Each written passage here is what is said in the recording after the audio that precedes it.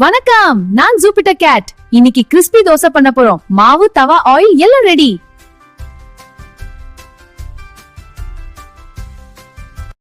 First தவாயை நல்லா heat பண்ணுங்க.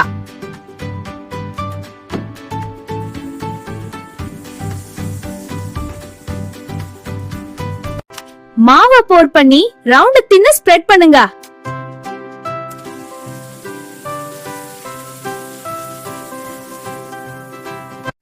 கொஞ்சம் ஆயில் ஆட் பண்ணிட்டு கிறிஸ்பியா குக் ஆக விடுங்க.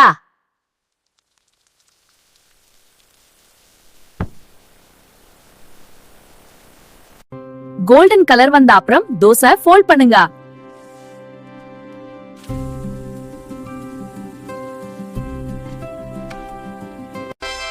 Crispy dosa ready.